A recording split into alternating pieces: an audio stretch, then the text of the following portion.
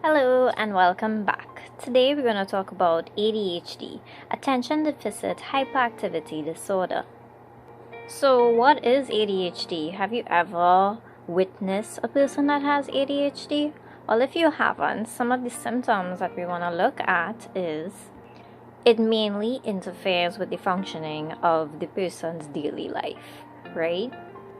Now, persons that suffer from ADHD, they tend to be fidgety, they are disorganized, they jump from one thing to the next before finishing it properly, and they're pretty inattentive. Like, if you're talking to them, they stray, like they tend to wander about and whatnot.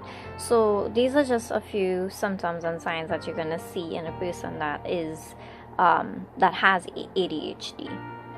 So again, the causes can be from genetics. Genetic plays a really important part in a human's well-being, if you realize. So I probably you would realize that from all the past videos that you've been watching, I've been constantly saying biological factors, inheritance, and that is true because sometimes these things are actually always being passed down from generation to generation, and we're still trying to find ways to help persons. We don't have a cure, but there are ways to cope and treatments, and this is what I'm here to enlighten you and let you know what are the symptoms, the causes, and the treatments. So moving on, the brain functioning and the structure of it also plays a very crucial role in why or how a person could develop ADHD. Again, if a person has a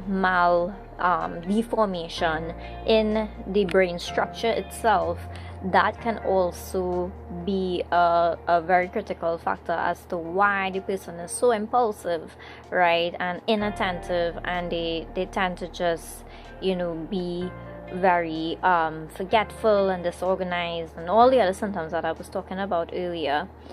And these things need a level of treatment, right, especially for kids that have developed it at a very early stage.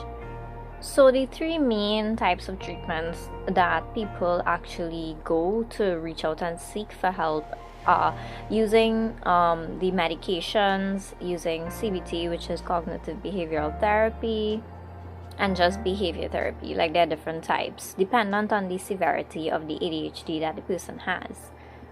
So I hope that this video has enlightened you about ADHD, and you can share it to anyone that you know has it or you think that needs help. If anybody needs help and they want to find more information about ADHD, and yeah, stay tuned for more.